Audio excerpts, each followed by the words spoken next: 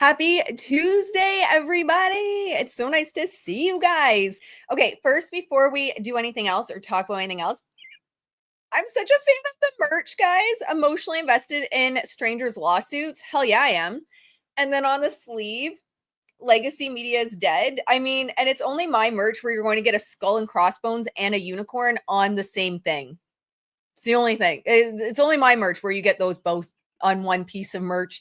And then we have the hat as well. I hope you guys are doing great, but this is so cozy. It is so cozy. I'm going to live in this. How are you guys doing? Let me know how you guys are doing. Where are you tuning in from? I missed you guys yesterday. Whew, we are going to get into the new documents, my friend. Oh my goodness. We're going to talk about a few things. What do I have listed for today? We have on the docket, quite literally and figuratively, Blake tagging small businesses on her Instagram. Now, those have expired, but I've been asked to chat about it. We'll talk about that. I think the smear campaign started in September 2024, but not what you think. Not Justin's smear campaign. I think Blake Lively, allegedly my opinion only, I think Blake Lively's smear campaign of Justin started in September 2024. And I think she escalated it, again, my opinion only, when things didn't go her way. Or maybe it didn't have the traction, gain the traction she had wanted it to. We're going to talk about that today. What else? The new court documents. If we can get to Ryan, we'll get to Ryan. And then I had originally wanted to go over the timeline for the Rebel Wilson versus Amanda Ghost case. But I think what I'm going to do, because today will probably already be insanely full of content, what I'll do is pre-record that and get that up as a separate video for you guys, or we can look at the step-by-step of everything, all the litigation, the fallout of everything. We'll look at the steps. Hello, good morning. Like the stream. Yes, thank you, Leo. I appreciate you so much. All right, let's talk about Blakey Poo first. Feel like I'm behind on so much, but really it's just everything that dropped last night. So all the stories expired, but why not? We'll pull up Blakey's Instagram regardless. Okay, so what a lot of people noticed is that Blake had done her Manic posting. You always know Blake's in the middle of like a PR issue when she's Manic posting on Instagram. It's her go-to. I don't know who lets her do that. I don't know why she thinks that's a great strategy, but she consistently will Manic post in her stories every time something bad comes out. So there's been no posts on her grid since her bathroom burrito. She hasn't even posted one on her grid about the event. She hasn't posted one on her grid about Ryan and the event or the TIFF and release of the movie. But she was Manic posting.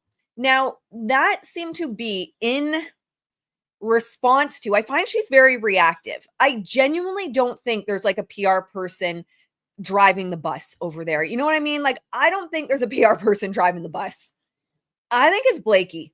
They might deal with some stuff, but I guarantee like someone needs to take away her Instagram access. Because what? Yeah, she really does Manic post when there's bad news. It's wild. You can track it. She gets bad news and she's Manic posting in her Instagram stories. It's wild. So there had been that news that broke. I think it was Beauty by Blake. Blake has been suing them, which is interesting for me because did you guys know it's an older story? When everyone started talking about it, I was like, wait, what? I thought this was from like 3 months ago. I thought we were talking about this 3 months ago, but it had gained traction. I'll show you a couple of the articles that came out a few months ago, had gained traction again. And in response to Blake suing this small entrepreneur, Beauty by Blake, she Manic posts with tagging every single small creator with like, love, love, love. I love you. I love your products. I mean, everything was yummy and gorgeous and perfect and amazing, and go support small business owners. And so it was a very clear, sloppy attempt at kind of like reputation laundering, if you will. That would be essentially like a sloppy, basic bitch, like small time entrepreneur attempt at reputation laundering. Like not someone of Blake's caliber. But regardless, she was in her stories and she kept posting all of these different small entrepreneurs. Now, the interesting thing for me is, well, one, she's never lifted up anyone like that before. But number two, this is an old story. Am I the only one that knows this is an old story? I was so confused when it started getting traction. I was like, I could have swore we talked about this before. June 2025 is when the story actually broke. Right? So when we look back, Blake Lively's legal woes escalate as her beauty brand files new lawsuit.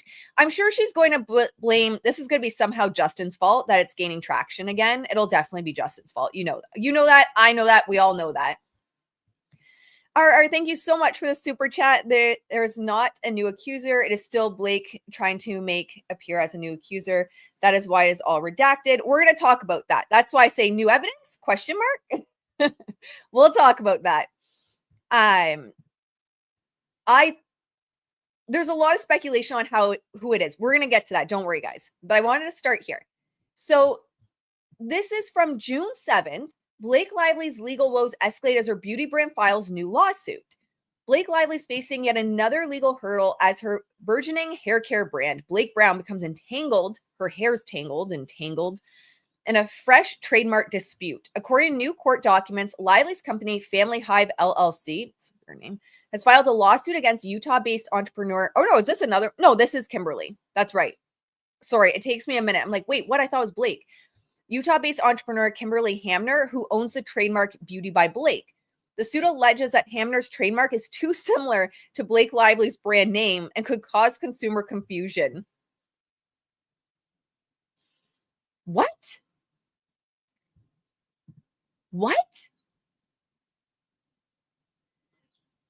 I mean, I'm all for trademarks. Get your trademark. If you have a brand, if you have a business, get your trademark. I learned the hard way in my business early on when I was playing fast and loose with trademarks and I didn't get ahead of it and someone literally stole it from me. And I had no desire to go to court over it. But get your trademarks. I'm all for that. But this is ridiculous. This is a level of narcissistic delusion I think I have failed to see so far in my life. And I worked in the counseling field. I quite literally worked in the counseling field and I haven't seen this. So Blake Lively's hair care line fights to block competing Beauty by Blake trademarks. Family Hive, a Delaware registered entity behind Blake Brown, holds 3 pending trademarks, one for the brand name, one for its beehive-shaped logo. Oh, girl, let that one go. No one's going to take it. And another combining both elements. Although the Blake Brown product line officially launched this summer at Target, the trademarks were all filed in 2023 and are currently awaiting approval. I can confirm that sometimes it takes a long time. Funny story. I had a trademark that was taking so long to go through, I legit forgot about it. And then I got a message, an email, old school. I got like an actual mail, paper mail from the government of Canada. I almost had a stroke. I was like, oh my God, why are they messaging me? You know, you get that letter from the government, you have an immediate heart attack. But it was a reminder that they were still working on my trademark. So it does take time. But girl, what? This is wild. Yeah, I agree with you guys. I was thinking this too. Bully by Blake. Someone needs to do that. That's what I was thinking. Every time I think of Blake Brown, I think Bobby Brown. Honestly, my brain, I have to take a minute to adjust every time because to my brain, Blake Brown, like the Bobby Brown comes first. I struggle with it. So I agree. They should sue her. Hamner filed for Beauty by Blake trademark application in September 2024, notably after Blake Lively's filings with plans to market cosmetic oils and serums for cosmetic purposes. The trademark was published in the Trademark Official Gazette this past April. In response, Blake Lively was like, oh, hell no. Hell no. I'm taking that. She's insane. Filed a formal opposition on June 5th. In the filing obtained by the Daily Mail, Family Hive's attorney, Leo M. Laughlin, claimed the rival trademark poses a likelihood of confusion and could damage the Blake Brown brand. Girl. Oh my God. The delusion. He further argued that Hamner's products might mislead consumers into thinking they are connected to or endorsed by Family Hive, adding that Hamner has no connection whatsoever to the company. No one wants a connection to Blake. New lawsuit follows Blake Brown's latest product drop. The trademark showdown isn't the only headline Blake Lively is making this week. They talk about hair mist and shit. So yeah, this is an old in terms of pop culture and how fast things change, but that's back from June. So it's really interesting to see it making the rounds again. And it honestly is why I think she wasn't expecting it. And she just took authorship of her PR response, which was Manic post on Instagram, because there was literally no PR person that was like, girl, it's a great idea. It's a fab idea. Go to Instagram stories and love, love, love every small business owner that you've ever worked with. And I also know it's not her PR team, because when you look at her, or that her PR team's not behind it, one, you can tell when her PR makes a statement. There's been multiple statements on this road that we have traveled together since like December 2024, that you can tell it's her PR team that's writing it. So it wasn't a PR team that had access, in my opinion, to her Instagram. But also when you look at her PR today, oh, now there's a page 6 one coming up about it. But overall, what we're looking at, the big push is Blake Lively seeks millions from Justin Baldoni. We're going to look at all of this in a second, but that's the big PR push that she has, and that she was on a boating trip with, and she sizzles in her bikini. We'll look at that in a minute, but it's not like the headlines aren't Blake shouts out small businesses or anything. I genuinely think she went rogue. And that's what she does. We saw that remember when that TikToker had said she was rude and entitled? Like 5 minutes later, after that hit the news cycle, Blake's in her Instagram stories. I remember Ashley was scared to get subpoenaed, and then she got subpoenaed after making a video that was pro Blake and pro Justin. Then people were haters in the comments. What happened? Did I miss something? I feel like I missed something. Okay, so yes, she definitely, Blake in her head feels like that undoes the problematic things she does. But I would love for Bobby Brown to go after Blake. I'm here for it. That is the 2025 showdown that we need. That's that's what I need. Put her in her place, because she needs someone to humble her. She genuinely needs someone to humble her. So ridiculous. Okay, so that's that. Yes, 100%, guys. That was in regards to, oh, I agree. She goes rogue. 100%. We talked about this also in regards to the copywriting for her glossy pop or whatever it was speech, where she's promoting how much money she's made. And I think even that, not actually Golden, I believe it was, I don't want to misquote, but I think it was not actually Golden that had said there's no way her lawyers approved of that copywriting. There's no way. So it's just, there's just so much disconnect in her team.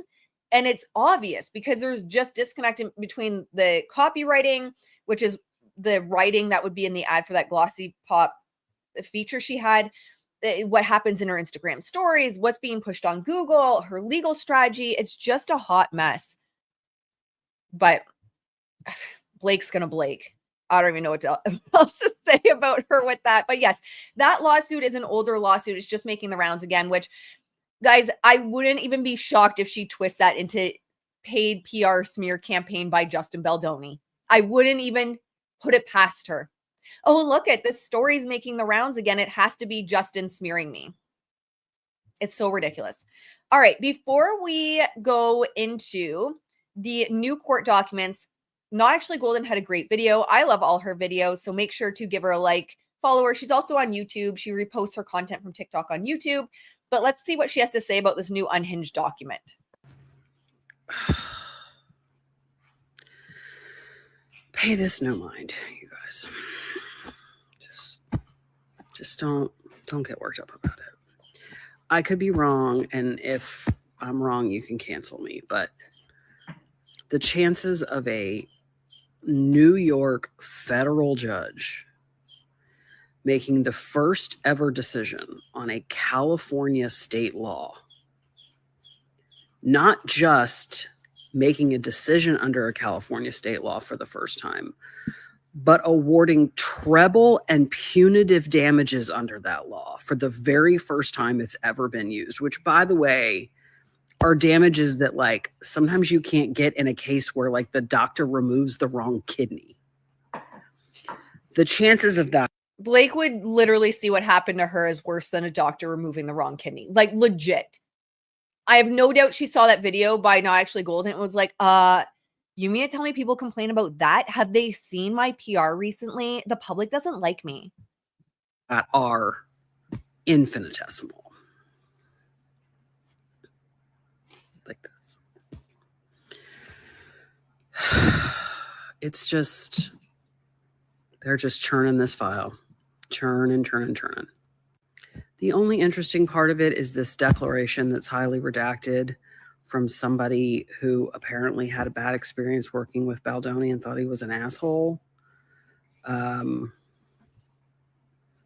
And then something about Sarowitz. I mean, if you look at where it is in the motion, it looks like it's linked to like the threats that Sarowitz supposedly made about how he's going to bury these people and he'll do anything to fix this, blah, blah, blah. But like, what the fuck does that have to do with a 47.1?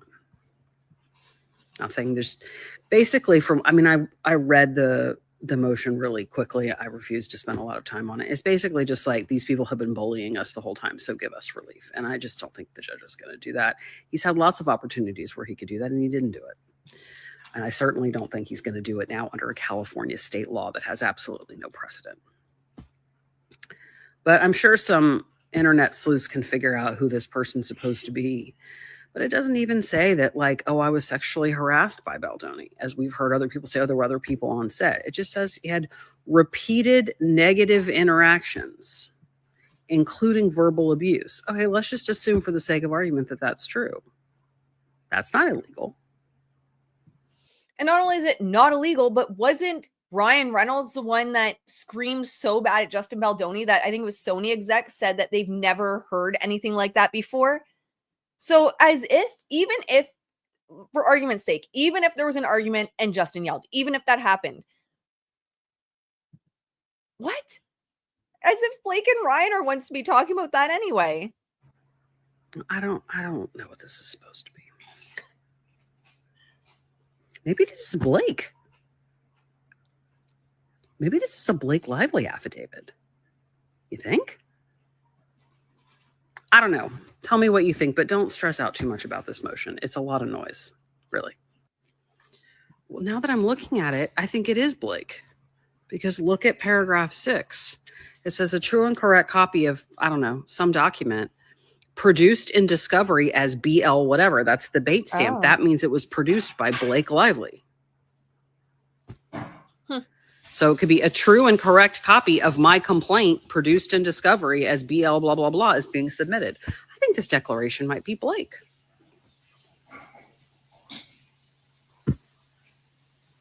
Well, that's fascinating. Wonder what Exhibit 1 said. Of course, it's filed under seal. That's one of my pieces of like Roman Empire information I've been waiting for. I don't know. Someone tell me what you think. So Britt here says, I don't know what this means because I'm not American or a lawyer. And I don't even think I introduced myself today. Well, welcome, guys. My name is Ashley Brandon Eve, and I have over 15 years of experience in branding, marketing, and PR. So we tend to, trust me, bro. We tend to look at the trending pop culture stories through that lens and the PR moves that aren't overly evident. But we also just like going over court documents and being spicy sometimes. So there's also that. Britt says, this is evidence barred by FRE 404. I don't know what that means. She says, if the judge agreed to a hearing on this issue, the witness can't testify to character evidence unless the Wayfair parties testify to Justin's good character, and then they can impeach the evidence of his bad character. What a mess. That's basically what this is saying, oh, hi. Oh, hi, guys. I forgot to say hi officially. That's basically what this is. It's like, I don't like him because he yelled at me. So ridiculous. Now, there's been a lot of theories. Is this Liz Plank? Because we're going to read the documents. Don't worry. And I want to hear what you guys think. There's theories on Liz Plank, theories on maybe her sister, not actually Golden thinks it's Blake Lively herself. And something that's been getting sent to me over and over again is, Ashley, did you see this? Could it be in relationship to this? But here's the thing, guys. For me, this article makes me wonder, has Blake been smearing Justin since September 27th, 2024? So even if we'll go through this article, let me know if you've seen this article yet. I posted, I think, on my Instagram stories last night. Even if this is the person that they are talking about and that is redacted, the thing that piques my interest more than anything is, holy shit, this looks like Blake's been smearing Justin and smarted. She's not smart woman. Started her smear campaign in September. Thank you so much, KS. We support Ashley's hard work or not? Of course we do. Oh, you're so kind. Please hit the like, my friends. It's so nice to see everyone hopping on. I know a lot of people are still used to my 11 a.m. time. I'm sorry, guys. I switched it up on you. All right. So what does this say here? Race in basketball. I mean, here's the thing. Emotions get clicks. Doesn't have to be true or not. Emotions get clicks. And attaching something to race is definitely going to get clicks. So right off the bat, this tells me that this wasn't just a run-of-the-mill article that was just out there to let people know what's going on. This right away positions it as a hit piece, my opinion. Now, when we look at from the perspective of how people tend to read, 80% of people only read the headline. About 75% of people share an article strictly based on the headline, meaning y'all aren't reading. The rest of the people, research shows, tend to read in like an almost F-type pattern. You might get the first 100 words. So for me, when I look at what's the intention of this article, it's not just the main headline. People does H2 headlines as well, which you'll have the main big one and then the smaller headline underneath. That's your H1, H2. Those are important to me. Yes, absolutely. But I also want to look at what do the first 100 words say? Because most people are going to read, about that far, roughly. And then they might go like this. All right, cool. All right, sure. There's a Zoom call. All right. Subjective. They're reading here and there. Oh, racism in America. Right? They're picking words out. Most people, you might get a couple percent that are literally reading to the end of an article this long. So when you start to look at articles from that lens of narrative control, media manipulation, which is my favorite piece. That's my favorite piece, is what's the lens? So when I look at lawsuits, and we're going to be covering the Rebel Wilson, or we started covering, we're going to do it more. I'm breaking it down into a series. The Rebel Wilson and Manic is not just like what's going on or what happened, but what is the PR spin of it? Because it's narrative control. It's media manipulation. Everyone wants to get their side out. With this one, look at what's in the top. Exclusive. So someone gave them this exclusive. Justin Baldoni spent much of the summer embroiled in a hushed battle with his It Ends With Us co-star Blake Lively.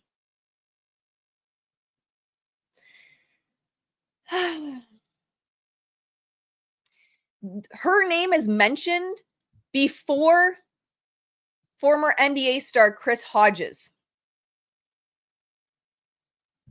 Her name literally hits the article before his. Now has become entangled in another row, this time involving race and basketball. In 2021, former NBA star Chris Hodges, who won 2 championships with the Chicago Bulls, struck a deal with Wayfair, the production company run by Baldoni. I can't even keep a straight face with this. Guys, I can't do it. I can't do it. Are you guys seeing this? Come on. I can't.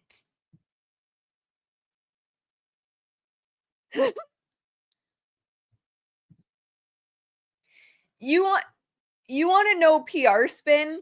Is if there's a billionaire involved, keep telling everyone there's a billionaire involved because people hate the billionaires. Honestly. What does Blake keep bringing up? Let me know, guys, in the chat. What does she keep adding about Steve in front of his name, reminding everyone of? Come on.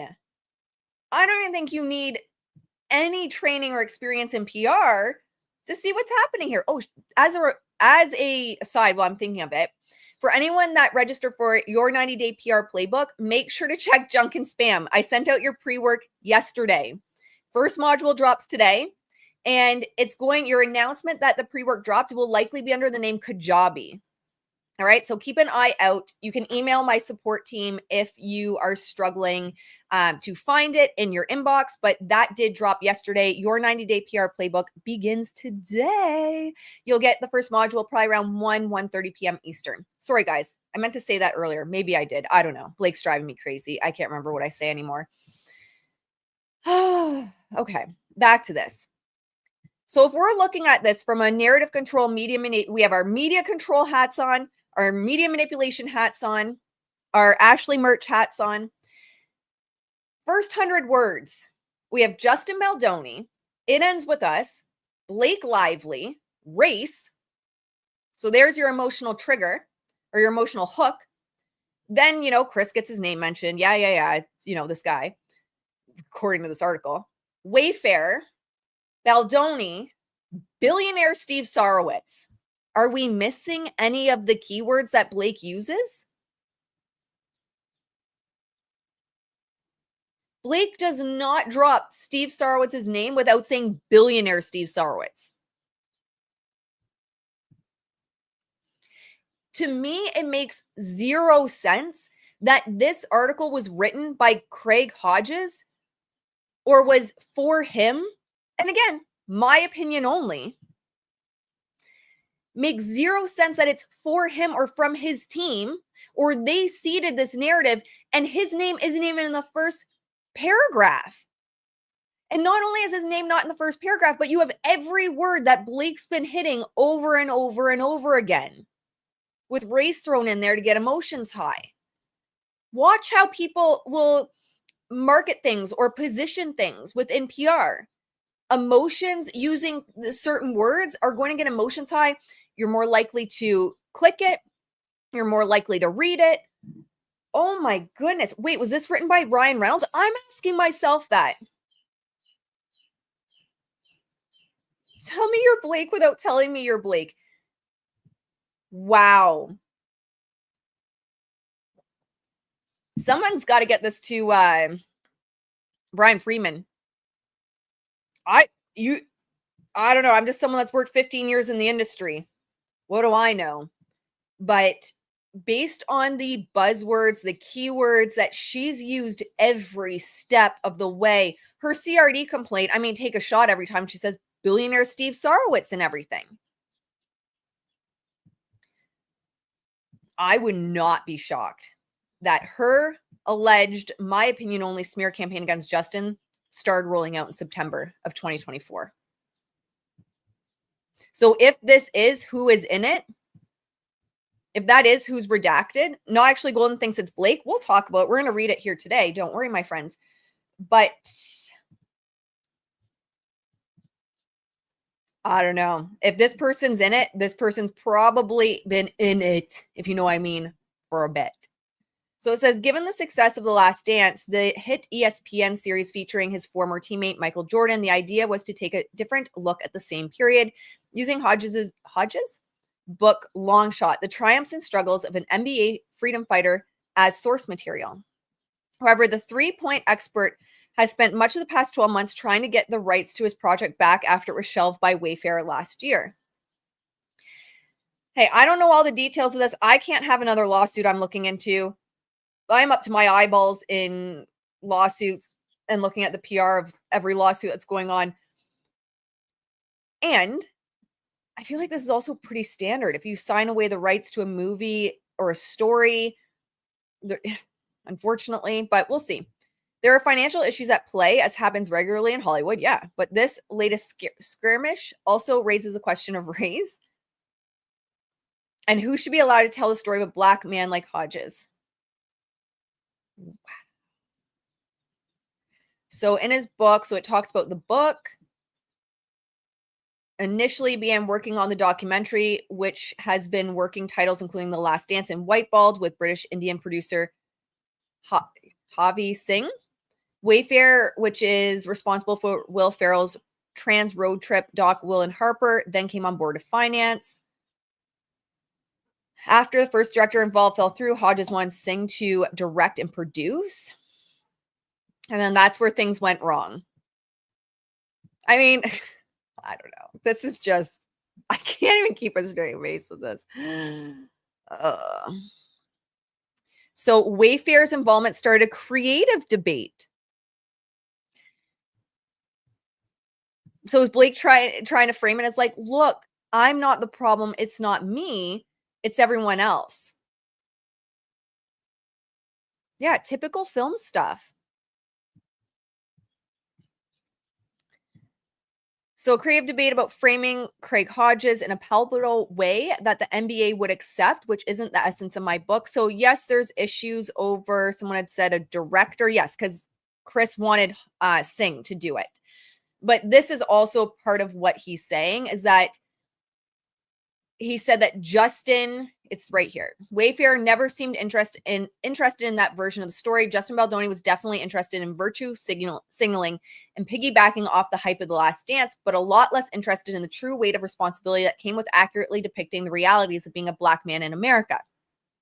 So it's not just the director. Whoever's boiling it down to just the director is missing the entirety of it. I think what the main, and you want to look at like, what's higher up in the article. This is higher up. They get lower, I think, in the article going back and forth about the director. Sorry, I have dog hair every time I move all over my face. So I keep touching my nose. I'm sorry. But they're essentially saying that the creative debates with Wayfair started because they wanted to frame it in a way that was more like digestible and kind to the NBA. Like, we don't want to piss the NBA off. And then that upset him, saying like, that's not like my whole point is that's what I want to do. So that was the first argument. Baldoni and Wayfair CEO Jamie Heath, who is Black, wanted someone other than Singh to direct the documentary. So this is where that comes in. So first you're seeing it framed as a problem with Justin. So the problem with Justin is he's virtue signaling, and he wanted to make this movie in a way the NBA would accept it. He didn't want to piss off the NBA, essentially, is what they're saying here. So you've got the problem with Justin here. It's higher up, so that's more important to the article. Again, you're losing people as you go. Like, you're looking at like a couple percent of people that are this far down. And Baldoni and Wayfair, so this is where the issues came in with Jamie Heath. The pair set their sights on Kirk Frazier, a Black director who helmed ESPN's doc Without Bias about Len Bias, the college basketball player who died 2 days after going second in the NBA draft. Frazier, who was born in Jamaica, has also directed such docs such as History's Tuskegee Airmen, Legacy of Courage.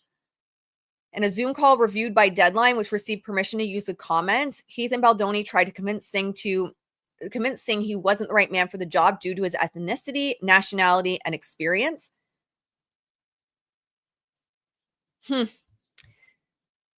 I promise you that as much as feel you feel, I promise you that as much you feel, no one knows Hodges' life better. No one knows it better than me. I'm his age. I've experienced it and walked through it. You might be a wonderful filmmaker, but the story is something that there might be some blind spots for you, he said on the call. Singh replied, "We're all going to have our own subjective perspective, Jamie, but I asked you to articulate those nuances to me, and you said to me that I thought this was slightly disingenuous. Rather than articulating them for me and allowing me to grow and understand, you said to me," and I apologize, guys, I butcher names. "Yavi, if you'd have experienced this, you wouldn't need to ask a question." Ooh, okay, that's a little harsh. That is a little harsh, I'll admit. To me, that felt like, where am I? You were trying to inform and illuminate me to what it was that I was missing. I don't understand why you wouldn't want to do that. But it's also business. Business can be harsh. Like, y'all love Taylor. I have no doubt when Taylor Swift is in a meeting, girl's got her business hat on and she's like a bit ruthless in that. You know, business is also business. Things can come across wrong.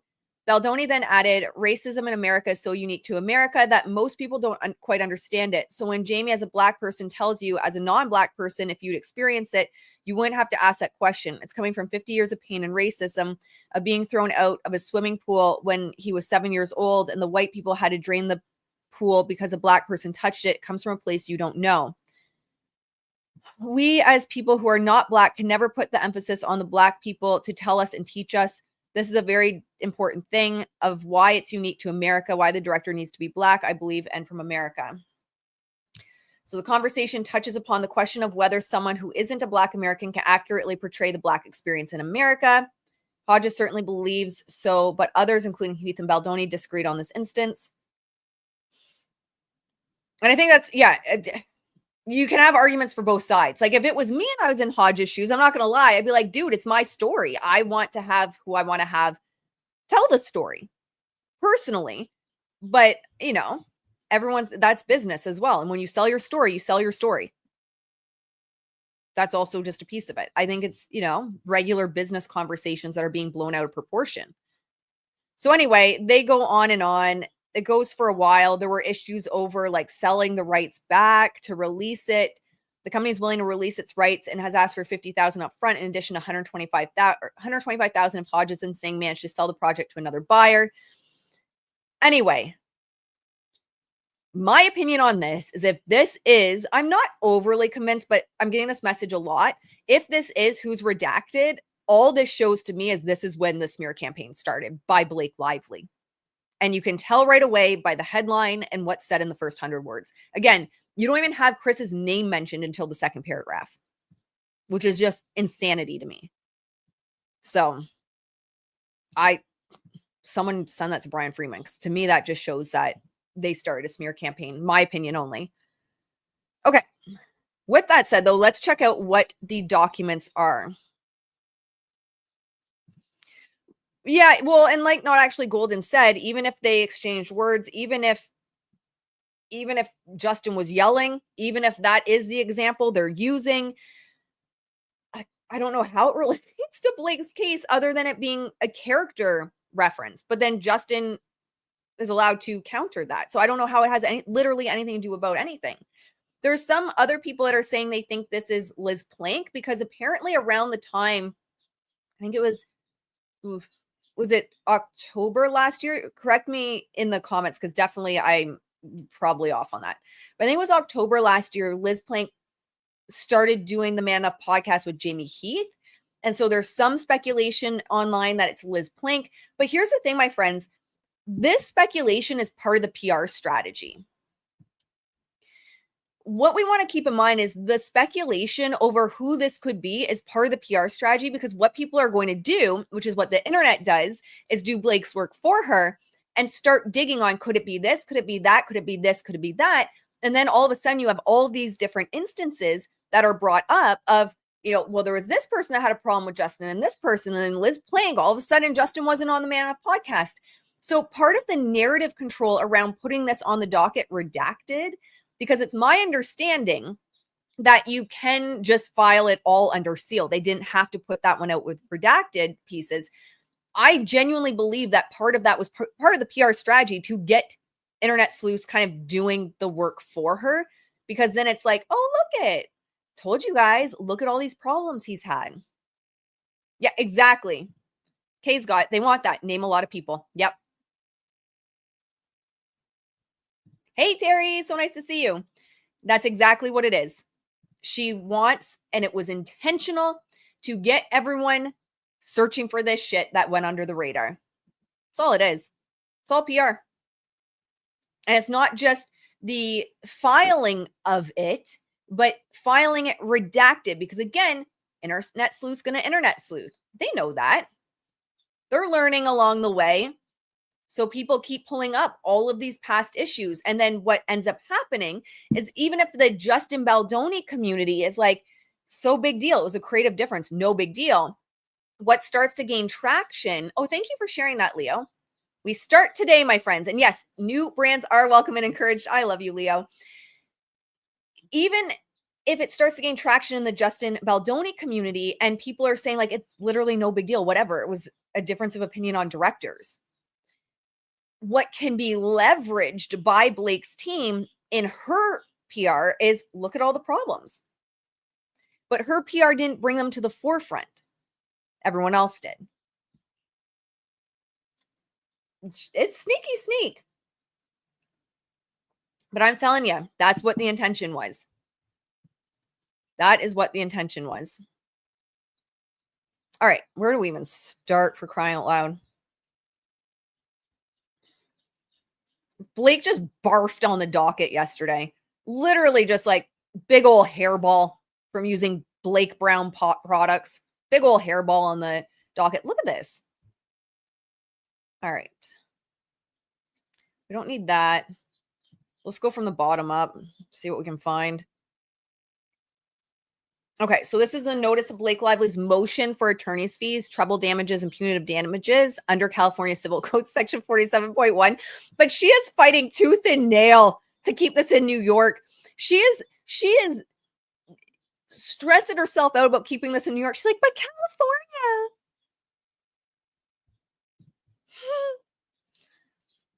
And like Not Actually Golden said, I really cannot see. I love that video she did. I can't see a federal judge in New York being the first one to rule on this shit that's in California. It's just absurd. I can't see it. I love how Not Actually Golden said you can like cancel me if he does it. But I can't see it. So please take notice that for the reasons stated in the accompanying memorandum of law in support of Blake Lively's motion for attorney's fees, treble damages. I don't know why that reminds me of a brand or a band, and punitive damages under it's a song. Now this is gonna drive me crazy. Where you go? Yeah, Trouble Charger. Yeah. Oh my God, I love this for Blake. Trouble Charger. I always say this is Blake's song. American Psycho. Who knows that song? Who knows American Psycho? And now I'm not going to sing it. Now I know how far you go to be the next freak show, American Psycho. Cover of the magazines, patron saint to troubled teens. Wish I never heard your name. Anyway, makes me think of it every time. Treble damages and punitive damages under American or Californian Civil Code Section 41.1 and accompanying declaration of Ezra Hudson and redacted. With the exhibits attached thereto and undersigned, will move this court before Judge Louis Lyman, the United States Courthouse. So she's entitled to, guys. She's entitled to. Oh, Tragically Hip is a great band, though. But y'all have to listen to American Psycho. American Psycho is a great movie as well. Absolutely. Great movie. She's entitled to attorney's fees and costs successfully defending herself in the litigation. So this is, from my understanding, in response to Justin suing her. To treble damages, which from my understanding is triple damages. They just got to be fancy and call it treble. I'm sure there's a reason. For the harm caused by Wayfair Studios, Justin Baldoni, etc., for bringing their retaliatory defamation action against her. And 3, punitive damages sufficient to deter the Wayfair parties from engaging in such conduct in the future. For these reasons and those set forth in more detail in the accompanying memorandum of law, the court should grant Miss Lively's motion in its entirety to deter them. She's a nut. All right.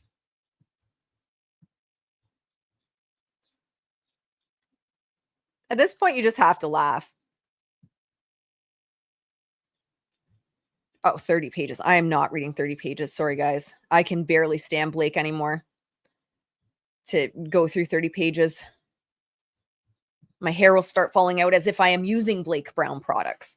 So essentially here, the Wayfair party's defamation action against Blake Lively is baseless from the start, they say.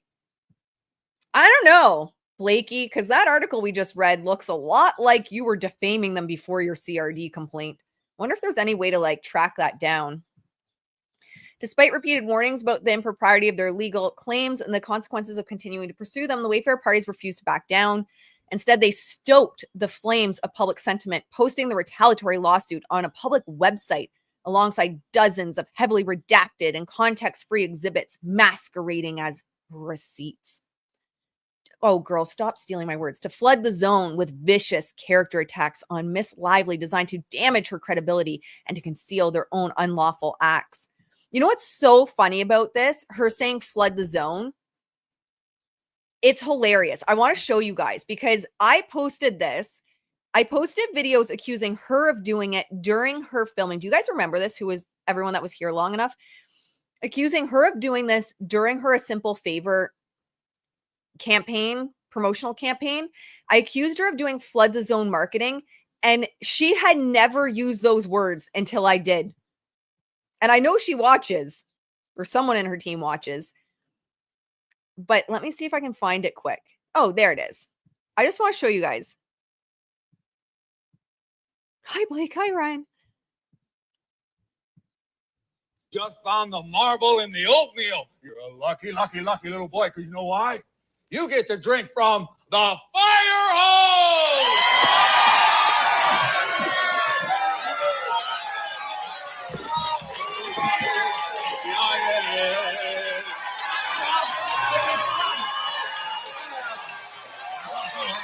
Okay, you ready? Open wide! Joel Miller, let's hear it for him! Joel Miller, you just found the marble. All right. So I said this is Blake and Ryan, and then the public being fire hosed by them. So I had posted that, looks like 19 weeks ago, roughly. And I had a long form video about that, about how Blake and Ryan used flood the zone marketing as part of their PR tactics. And then shortly after, they started mentioning Justin doing flood the zone. And I honestly don't think I've ever seen PR words like that used in legal documents.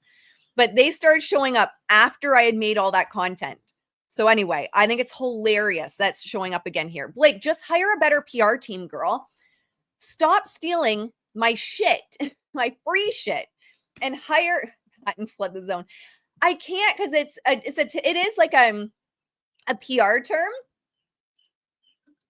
but she never used it until I had started talking about it. Her team probably doesn't know what it is. Flood the zone isn't a common phrase. Yeah, it's like it's known in PR circles, but it's not common enough that you would add it to a legal document like this. Like, it's just not. But it was right after we had talked about it here. We created videos on it, we created reels, and then all of a sudden it started showing up in all the legal documents. And then I started getting put in, glamour mommy sleuth articles and stuff around that time too. So to flood the zone with vicious character attacks on Blake Lively designed to damage her credibility and to conceal their own unlawful acts. Indeed, the Wayfair parties tried their best to sue Miss Lively into oblivion and make substantial progress towards fulfilling Steve Sarwitz's threat to spend $100 million to ruin the lives of Miss Lively and her husband, leaving 2 quote unquote dead bodies in his wake, which she had said she thought he was actually going to off her, which is the most asinine thing I've ever seen. It's so wild. You thought Steve was actually... You have to laugh at this point. I'm sorry, guys. To stay some sort of sane. This court has already recognized the Wayfair party's pattern of using filings on the docket as an opportunity to litigate this case to the press and exploit the litigation process to invite public speculation and scandal. Do none of them have mirrors in their house? Like, I'm genuinely confused. I'm not trying to be over the top. I am genuinely confused. Huh? Even in my documents that I filed when I was subpoenaed, and then I wrote my letter to the judge, I said all they do is litigate, what Blake does is they put everything into the docket and then they run to the media. And it's so quick between that, my opinion, Blake, it's pretty obvious that either the press are getting a heads up before it hits the docket, or they're sending it to them and giving them the talking points, or Ryan's just taking authorship and writing the whole damn article for them. It's so obvious. And I called it in my letter. Oh, this gets me so upset. Leo's always got my back. Leo puts my disclaimer. I would be lost without you, Leo. It gets me so upset because I called this in my letter to the judge and I said, this is what they do. They put things on the docket and then they run to the press with it. Well, what did they do to the content creators? They said that they didn't need anything else. I can't remember the exact wording. Either they didn't need anything else or they got everything they needed, and that they met and conferred with us, which was a lie. And then they put it on the docket and then ran to the press. So one of two things. happens with that is either they're giving them the information and or the entire article before it hits the docket, or they're giving people a heads up that it is hitting the docket and probably still giving them talking points.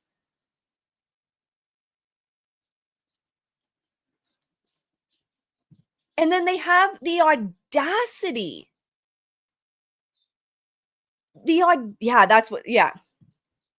Got what they needed. Unbelievable with Ezra. Unethical Ezra. I should have a disclaimer at the bottom that just runs the whole time. The audacity then to blame the Wayfair parties for that. And I'm not saying that Justin's team has never done that. That's just the nature of litigation these days.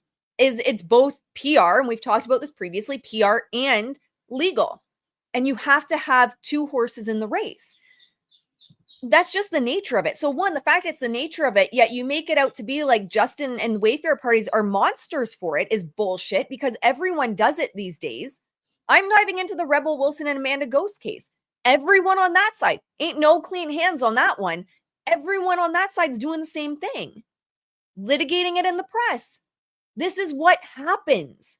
So to make Justin out to be some monster is completely disingenuous, first of all. But then to do it when that's been your PR strategy all along is just a new level of depraved that I cannot wrap my head around. How these people sleep at night is beyond me. What's my heart rate at? Oh, it's actually not that bad. No, it is. That's high. All right. Using a $400 million lawsuit against Miss Lively as their vehicle, the Wayfair parties tried to manufacture an air of legitimacy to their conduct, a tactic about which this court has warned them and has cautioned the public and the press. And while Miss Lively has used every tool available to try to stop this abuse,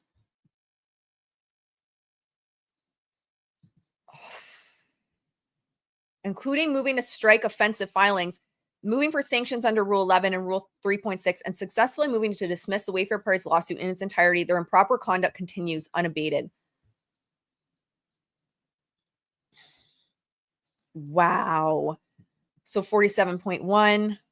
Yeah, my heart and blood pressure will definitely not be able to handle 30 pages of blasphemy. Wow. Guys, I'm with you, Haley. It's infuriating.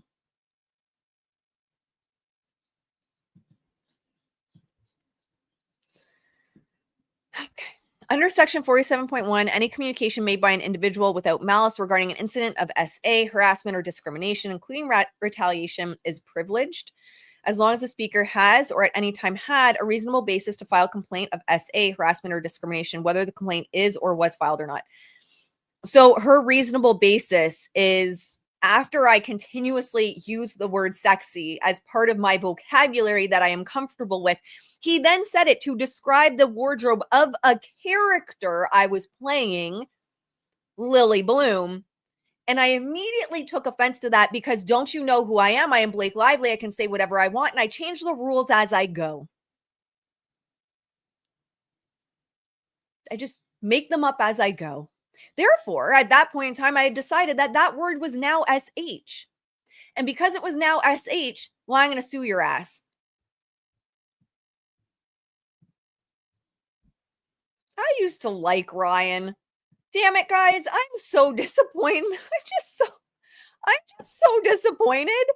I used to love Ryan. I mean, now I'm seeing through it.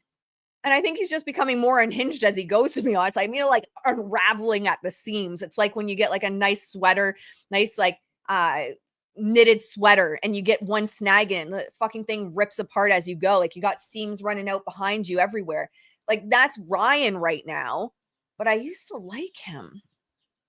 Terry, thank you so much. I love this community member for 3 months. Thank you for being here. Oh my goodness. I love this community. Thank you so much for being here.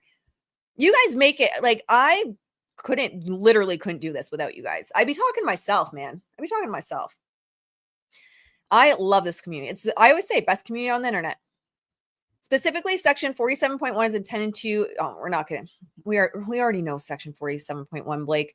You're a New York girl. You wanted us to know you're a New York baby or something and your blue jeans lady or something like that in New York with your florals.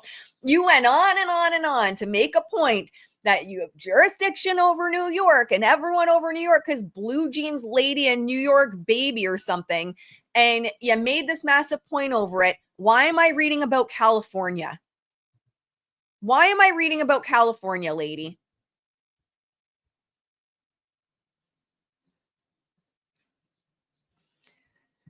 We're just entering the unhinged section of the stream today where we just hear Ashley rant. Buckle up. It's probably going to be a bumpy ride. Section 47.1. And I didn't even, oh, I did have a third cup of coffee today. Whoops.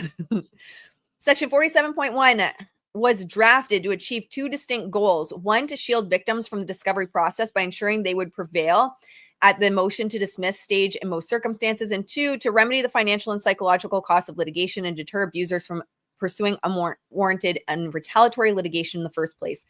I'm going to say, like, no doubt her and Ryan are under some sort of stress right now, but I don't think it's because of Justin. I think they're starting face to face with the consequences of their actions. But both of them are looking a little haggard lately. The alleged defamatory statements that form the basis of the Wayfair party's lawsuit meet all the elements of privileged statements. So they hurt, they're mean to me, so give me money. The Wayfair parties openly discussed their intent to retaliate against Blake. But defending themselves is not, it's not retaliation, Blake. Do we get jitterbug actually today? There's less of a filter. Like, I feel like I can maintain more of like a professional, still on brand, but professional view on things. But I've been trying to, at the advice of my doctor said, hopefully he's not watching, said no more than 2 cups of coffee a day. So I get like stomach ulcers. And so no more than 2 cups of coffee a day. And now that I'm some days ending up with 3, you guys see, the inability to control the rants and full-blown reactions. If you're new here, they're not all unhinged like this. Or maybe you guys want more unhinged. I don't know. Maybe that's what you want. All right. So there we go. Oh, he's elevated, guys. He's elevated. Wayfair's co-founder, co-chairman, and leading financier is multi-billionaire Steve Sarowitz. Has he made extra billions since this started? Now, does that language not sound familiar to the article we just read? Because in the article we just read, which I have up still, is the production company run by Baldoni and billionaire Steve Sarowitz. And here we have leading financier is multi-billionaire Steve Sarowitz. He's moved on up in the world to multi-billionaire. I'm telling you right now, guys, PR, when you add emotions into something, I'm telling you right now, you don't have to trust me. At the end of the day, whatever. But when you add things like race that we saw in the Deadline article, billionaire, or in the Rebel Wilson and Amanda Ghost case, Russian oligarchs, no matter what, when you add words like that in, they are intentionally inflammatory to ignite emotion. Because even though billionaire might not seem like a huge deal, the general public doesn't like billionaires. So you tend to, on a subconscious level, separate yourself and you're like, ugh, gross billionaires. Like, there's no ethical billionaire. Disgusting. He's gross. So on a subconscious level, and we talked about this in the video with Ronan Farrow, where he creates, I said, 2 buckets, right? It's Candace Owens, disinformation. And if you believe content creators, you are in the bucket with Candace and disinformation, or legacy media. Choose. And we've talked about this all the time in these campaigns. It's like you want to pit someone against, because everyone has a motive, right? There's a narrative that everyone is trying to spin, regardless of what's happening, regardless of who's quote unquote right or wrong, everyone has a narrative they want to spin. And so when we look at it, when you add words like that in, what ends up happening is people are like, well, I don't want to be with like Candace Owens. I don't want to be in that bucket. So I might as well be in like the Ronan Farrow legacy media bucket. And oh my God, I don't like billionaires. There's no unethical or there's no ethical billionaire. They're all unethical. They're disgusting. So I believe he would do that to Blake. So I don't want to be with Justin because he's associated with this unethical billionaire. So I'm going to be over here. And that just happens on the subconscious level, my friends. Not for you guys, because you guys are here so you can see it. You guys have critical thinking skills here. But no matter what, everyone is trying to spin a narrative that's in their favor. And when you see that, you're often going to have buckets that they want you to be in.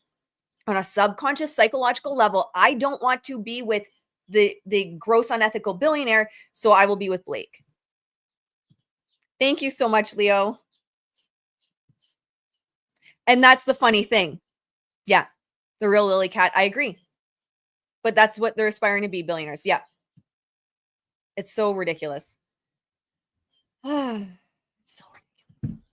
As if any, and you know, it's so funny as people say, no billionaire is ethical and all this stuff. And how many people are running out to try and win the $1 billion lotto or whatever right now? No one would turn down $10 billion because all billionaires are shady. That's a whole different conversation, my friends. And this is the thing, Kay. This is what I always try to promote on this channel. And it makes me not popular a lot of the time, right? Because it is easier when you pit extremes. It's easier to spark emotion, and the algorithms love emotion. They love, doesn't matter if it's good comments or bad. That's what gains traction. But I very rarely live in the extreme. I would say like, I can't think of anything in my life where I'm like, yes, like this is the extreme I live on, because we have lost our ability to see the subtleties. In fact, this is actually a great book. Before we go any further. Oh, damn it. Damn it. The Third Perspective by Africa Brooke, Brave Expression, The Age of Intolerance. And she talks about that. I was just rereading it. You can tell I've read it many times. But The Third Perspective by Africa Brooke is fantastic because it talks about that. We've lost the ability to see the subtleties. And instead of saying, oh, that's interesting, why do you think that way? We're like constantly just trying to cancel people that think different than us. Fantastic book. I was rereading it this weekend. So anyway, yes, that little path we went down was about the billionaire piece. It's intentional. It's very intentional that every time she talks about Steve, she adds in the billionaire piece. So just keep an eye, right? It's just to keep an eye on things. When you're reading these lawsuits, when you're reading headlines, what's the intention? Because the words are not accidental. They're not. Everyone has a narrative to spin, which is why we say here, trust no headline. Merch mug. Like, I'm such a nerd. I fangirl my own merch because I am a dork. I'm okay with admitting that. All right. So she says he was prepared to spend $100 million to ruin the lives of Miss Lively and her family. That was not the only time Mr. Sarwitz made such a threat. Later in August 2024, even though the film had turned out very well and Wayfair had made a lot of money on it, Mr. Sarwitz confessed to another witness, an individual who was working with Wayfair on an unrelated project, that if Miss Lively or Mr. Reynolds ever cross the line ever, then I will go after them. He declared, I will protect the studio like Israel protected itself from Hamas. There are 30,000 bodies. There will be 2 bodies. The algorithm's going to love me today. When I'm done, minimum, not off, but you know, you're dead to me. Oh man, the algorithm's going to hate me. So that kind of dead to a lot of people. If they ever get to that, if they ever get me to that point, then I'll make it worth their while, because I'm going to spend a lot of money to make sure the studio is protected. This is a declaration redacted, 5 to 6, Exhibit 1 at 310 to 316, 26 to 01, 2601 to 2609, 2504 to 2535. Who do you think said that? So it looks, I imagine that's a video recording they have of someone. But even at the end of the day, so what? So he was going to protect his studio. If I had 2 crazy people that were rich and coming in, and let's just say Justin and everyone, as we believe here, is innocent of all of this, wouldn't you defend yourself? I mean, it's just asinine to see this as something other than he's willing to protect his business. He's willing to protect himself. The way they spin it is just detached from reality. And after Lively brought suit here, the Wayfair parties through their attorney, Brian Freeman, reconfirmed their intent to sue Miss Lively and others into oblivion. The Wayfair parties began seeding their false litigation narrative the day after Miss Lively files her CRD complaint and then file frivolous claims. Blakey, I need someone to figure out what went on with that deadline September 27th with Peter White article. Because here's my thought, guys. I've said this from the beginning. I think Justin saw this coming. I think he saw this coming. They all saw it coming a mile away. So it wasn't retaliation. It was defending themselves. And I think they were ready to defend themselves. So in theory, say Justin and Wayfair saw that article on their social listening tools and saw what was starting to be seeded. They were probably, if that happened in September 2024, they likely, if that is actually from Blake, or there were suspicions it was from Blake, which in my opinion it is, they were planning. They knew something was going to happen. So the very next day, they say in the wee hours of the morning, oh, give it a break. After the Wayfair parties had been served cease and desist letters along with a copy of the CRD complaint, Mr. Freeman, in his capacity as counsel for the Wayfair parties, provided inflammatory statements to TMZ. I honestly believe they saw all this coming. So they were ready. The footnote: in unsealed portions of her deposition transcript filed with the court, Miss Lively testified that she not only felt that the lawsuit, Mr. Freeman's conduct, was retaliatory, but that Mr. Sarwitz's dead body threat on the heels of his pledge to spend $100 million to ruin her life left her concerned for her physical safety, and as a mother, for her family. So now he's not only going to take her and Ryan out, but now he's going to take out her kids.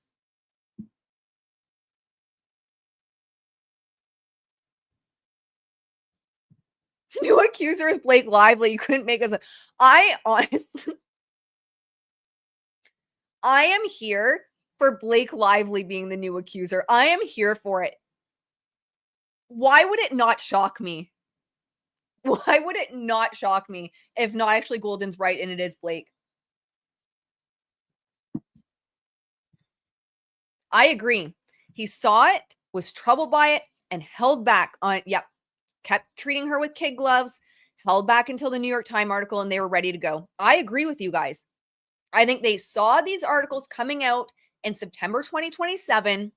They saw what she was seeding around these problems. Because if you go back to that article, it says Justin Baldoni spent much of the summer embroiled in a hushed battle with it, and it ends with us co-star Blake Lively.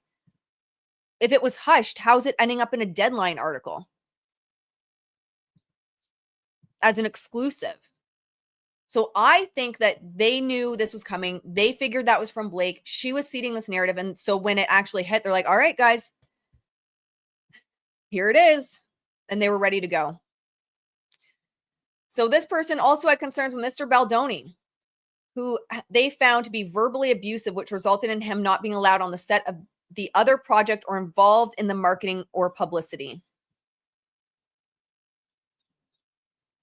So it can't be that Deadline article, because I think it's still shelved from what I can gather. The timing matches up, but it's still shelved from what I can gather, which also just goes to show that her redacting this is intentionally to get people to search for things. And him not being allowed on the set of the other project. The set of the other project. Is the other accuser actually Blake? Because other project doesn't necessarily mean like,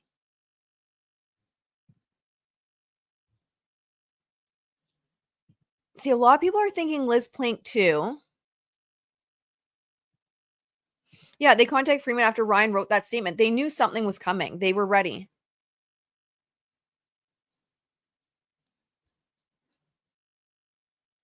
I don't know. I'm starting to go over towards not actually. I think this is the sentence that got not actually Golden thinking that maybe it was Blake too. Are we already over an hour? Oh, for the love of God. I'm making up for not being live yesterday, apparently. See,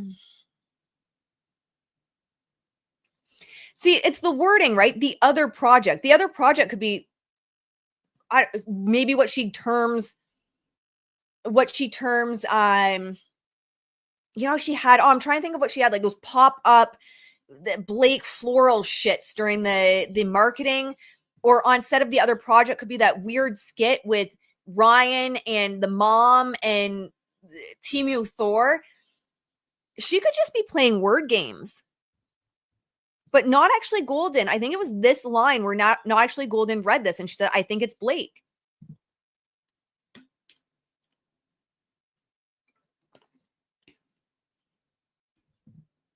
I don't know, guys.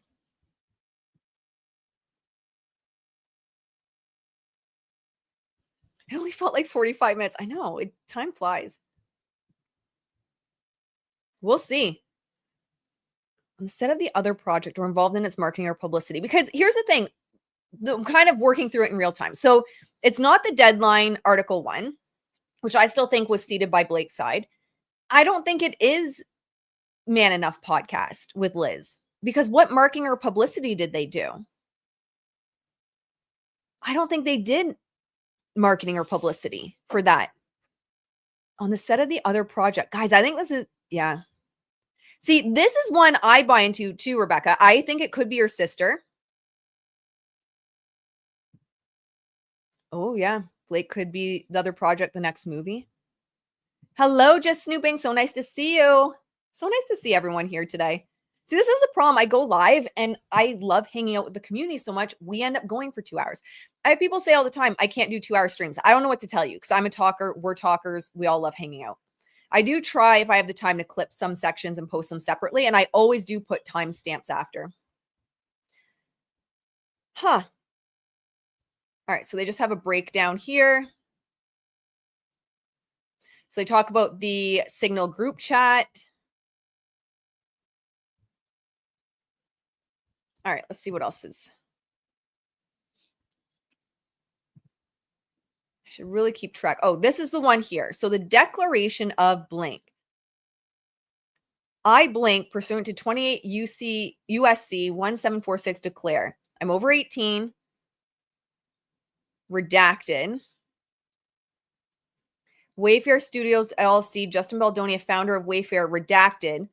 I had repeated negative interactions with Mr. Baldoni and his associates, including verbal abuse by Mr. Baldoni, redacted. Mr. Baldoni not be permitted on set during the majority of production as a result of those experiences. See, this makes me think it ends with us, not permitted on set during the majority of production as a result of those experiences. I wonder if they had made it where if he wasn't filming that day, if he couldn't be on set. Oh, hang on, it's Ryan Reynolds. Redacted for point 3. I request that he not be involved in blank marketing or public relations efforts, or redacted. 4, redacted. I was contacted by the assistant to Steve Sarowitz, the co-founder, co-chairman of Wayfair, to schedule a time for me to speak to him. 5, Mr. Sarowitz's assistant did not identify a topic of the meeting, redacted. 6, a true and correct copy of redacted produced in Discovery as BL. And that's where else not actually Golden said that's got to be Blake Lively. Is being submitted with this declaration as Exhibit 1. I declare under penalty of perjury that the foregoing is true and accurate. If Blake went through all this trouble just to redact her own damn name,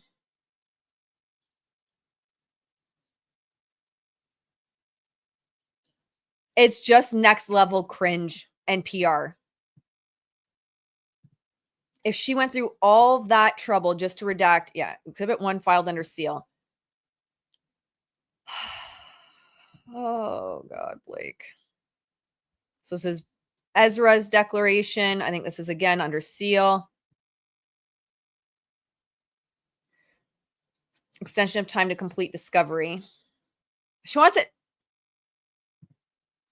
Okay, Jen Abel, Justin Baldoni, Jamie Heath. So they want an extension discovery.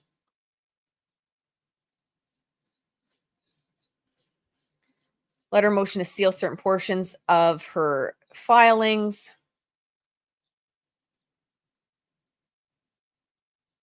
What's this?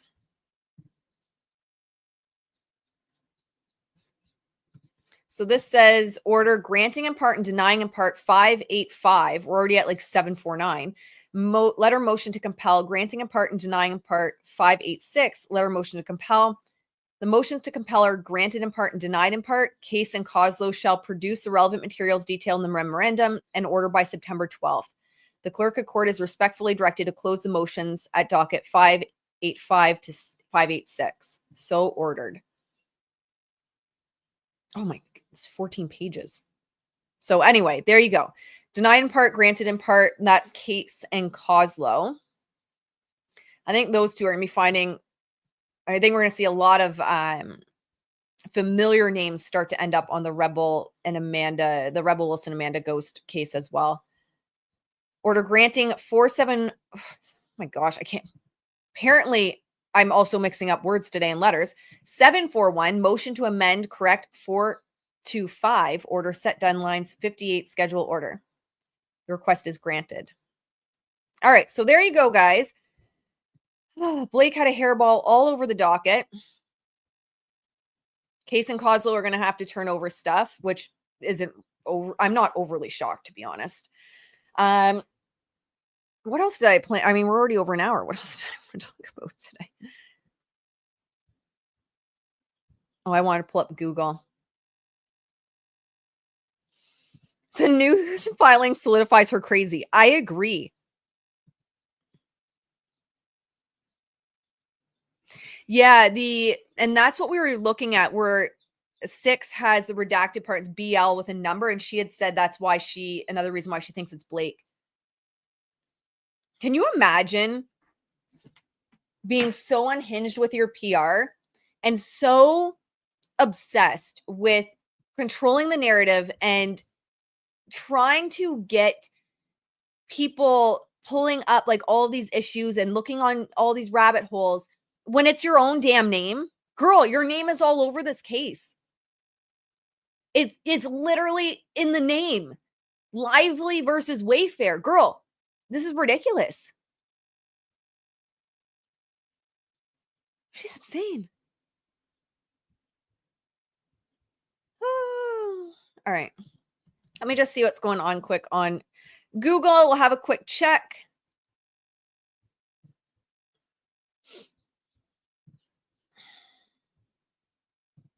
How are you guys feeling? This is insane to me. It's even more hilarious and unhinged if she is literally the person.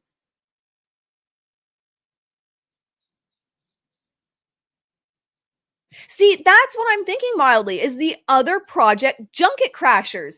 That's what I'm thinking. 100%. That's the name I was looking for.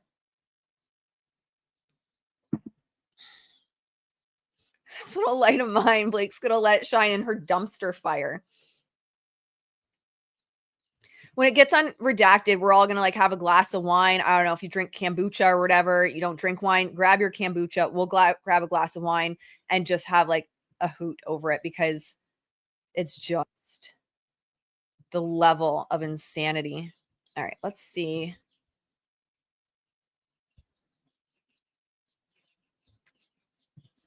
Okay, we just have to look at this quick because it always kills me when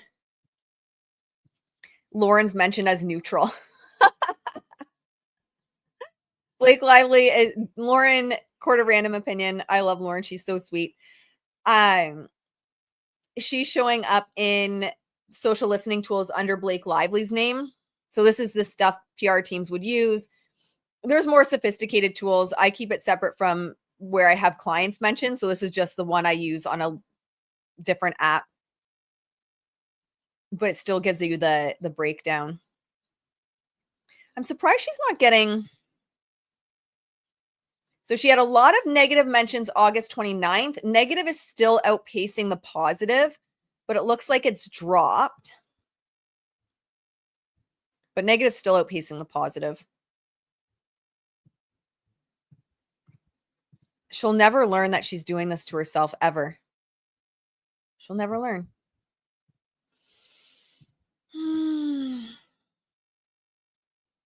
Yeah, negative mentions up 610%. Overwhelmingly negative.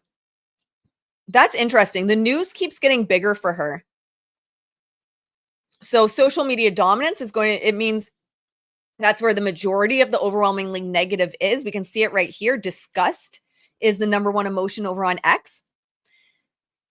But it used to be a lot less for the news. The news is catching up. Okay, let's see what crap she's peddling in Google today with her PR team. And then I'll let you go. And don't forget, if you are in your 90-day PR playbook, check your junk and spam, my friends. You're going to be looking for from Kajabi because your pre-work is up. I'm so excited. And your first module will be dropping later today. So everyone thinks you need to be like a big star to think about PR. No way. You need it from day one. You need it from day one. All right. So top stories for Blake. Blake seeks millions from Justin Baldoni in a lawsuit. Who's using the docket for PR, Blake? Who's using it? I think it's you. They were, bikini clad Blake, bare-faced bikini photos that she's unbothered.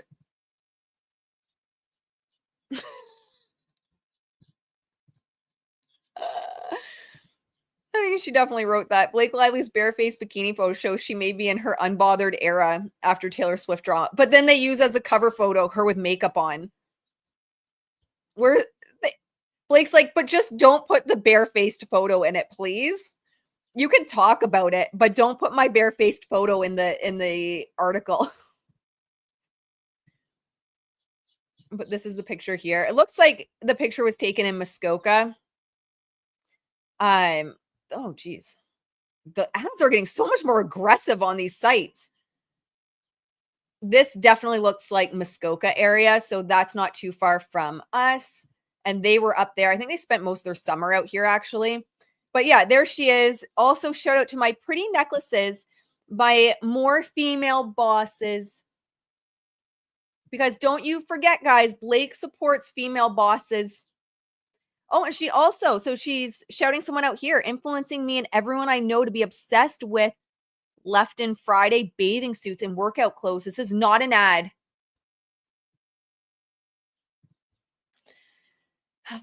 I've legitimately never had a better fit of either. Starred by two women. Love, love, love.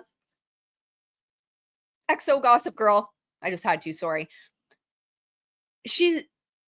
This is the stuff she was posting in response to people being upset over her suing a small business owner. But again, it is weird to me that story, not that I think it's nefarious reasons, but that story again was back in June. So I do think it took her off guard that it was making headlines again.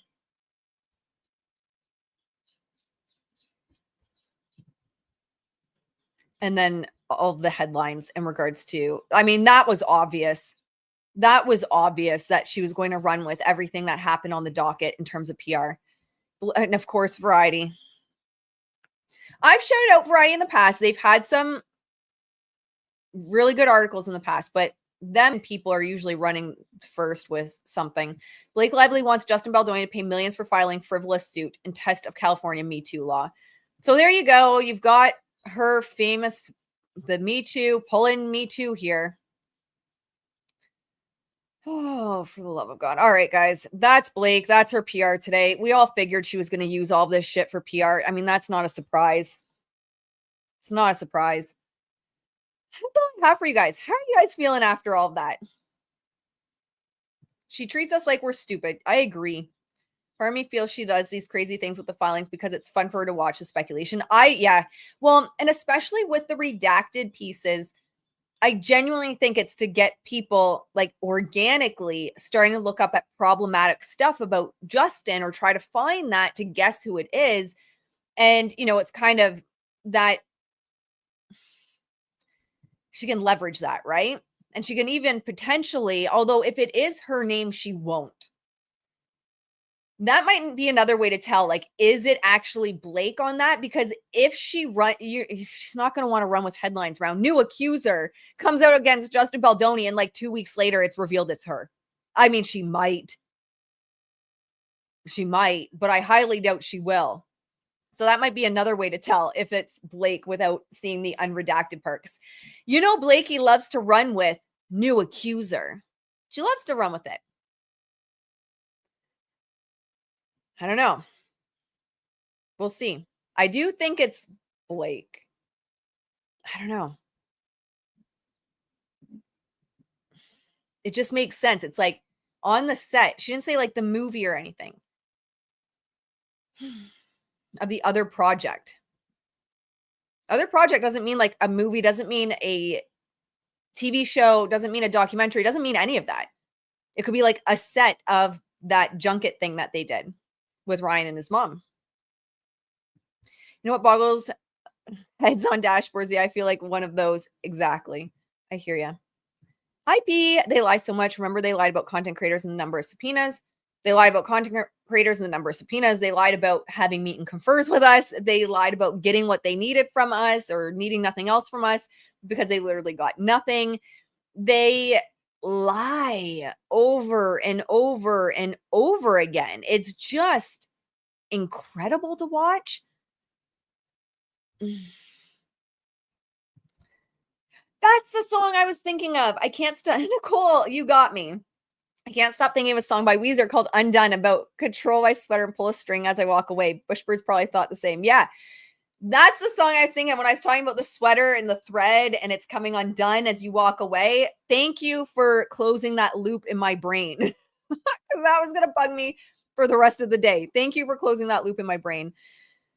All right, guys, that's what I have for you today. I don't know. We're also going to, I love Weezer as well. We're also going to, I don't know if today I'll have the ability to, because I just want to finish up a couple of extra workbooks for like last minute workbooks for the 90-day PR playbook for everyone. However, this week, we will start breaking down the Rebel Wilson and Amanda Ghost lawsuit even more. So I broke it down into parts because it's just so much. So we will do the timeline. We'll talk about everyone involved and we'll look at the PR spin of everything as well and pull that case apart. But it is like a behemoth of a case. It is wild. But with that, my friends, I think that's all for today. I mean, everyone, my heartbeat's at 100. I need to go meditate. Thank you for joining me, my friends. It's always so nice to hang out with you. I will snag a piece of this off and upload it separately later. Otherwise, on my lives within an hour after I go live, you can expect timestamps on there. So if you ever watch, you're like, I don't like hanging out for an hour and a half. Totally cool. Just watch the replay when there are timestamps on it. Then you don't have to listen to us for an hour and a half. And then I'll take the biggest thing and I repost it later in the day. And yes, make sure to hype the video. Go around, hype your favorite creators. Thank you for saging it. I appreciate it. Thank you for being here Wednesday. And with that, my friends, I will see you in the next one. Bye, guys.